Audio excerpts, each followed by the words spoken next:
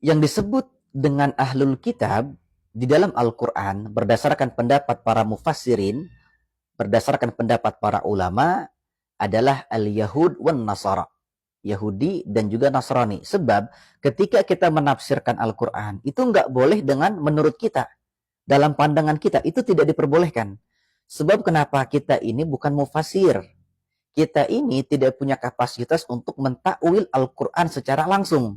Maka dari itu kita butuh terhadap kitab-kitab tafsir, kita butuh rujukan pendapat para ulama, ahlus sunnah wal jamaah dalam mentafsirkan Al-Quran. Seperti pertama, kalau kita merujuk pada kitab-kitab tafsir, ya tentu yang disebut dengan ahlul kitab adalah al-Yahud wan Nasara, Yahudi dan juga Nasrani.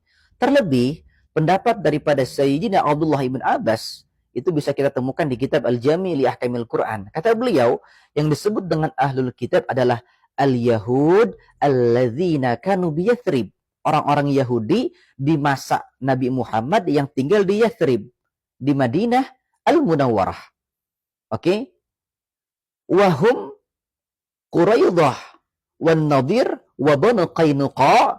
Itu ada 3 kabilah, ada Bani Quraidah, ada Bani Nadir, ada Bani Qainuqa. Nah, 3 kabilah ini yang disebut Imam Sayyidina Abdullah ibn Abbas sebagai ahlul kitab. Dan di dalam Al-Quran memang penyebutan ahlul kitab ini itu bisa 3 penyebutan. Terkadang Allah Ta'ala menyebut mereka dengan Bani Israel, terkadang Allah Ta'ala menyebut mereka dengan Al-Yahud, kadang-kadang Allah Ta'ala menyebut mereka dengan Ahlul Kitab. Ini kata para mufassirin punya makna yang berbeda-beda, ya. Jadi kalau Ahlul Kitab, ini Allah menyebutkan, mengingatkan kepada mereka, mereka adalah orang yang menerima kitab Samawi, yaitu kitab Taurat dan juga Injil, kitab sebelum Al-Quran, gitu ya.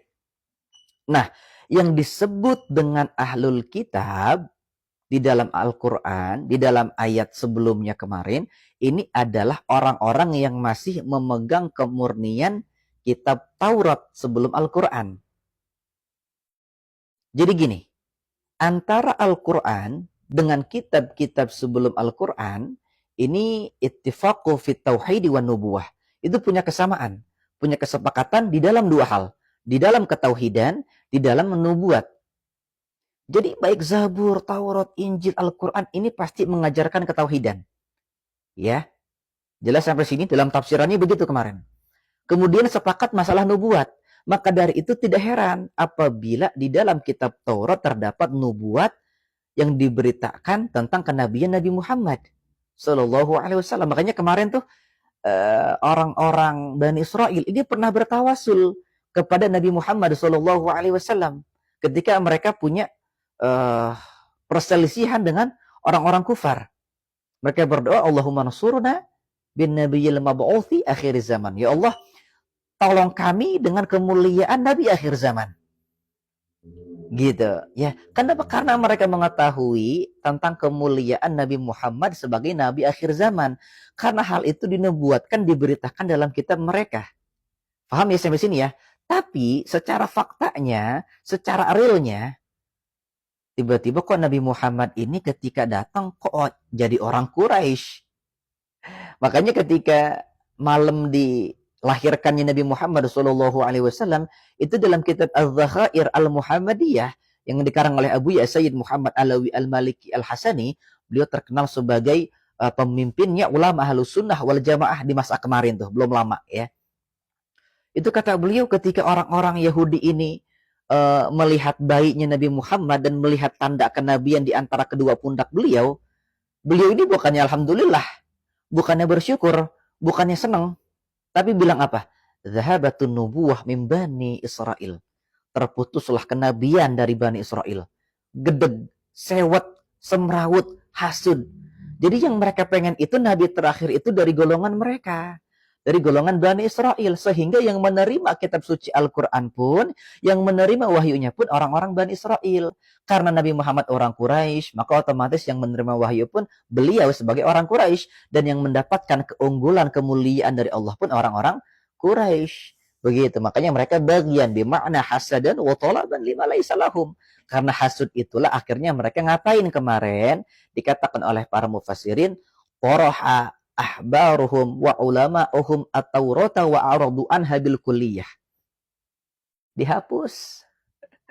Dihapus tuh bagian yang menceritakan nubuat dan kenabian yang diberitakan di dalam kitab mereka tentang Nabi Muhammad SAW. Maka terjadi revisi. Para ulama, menurut para mufassirin, bukan menurut saya, sepakat bahwa telah terjadi revisi dalam kitab-kitab suci sebelumnya. Maka dari itu, tidak bisa kita berpendapat ahlul kitab itu masih ada sampai saat ini, tidak bisa. Kenapa? Karena ini menyangkut dengan status pernikahan nantinya. Sebab begini,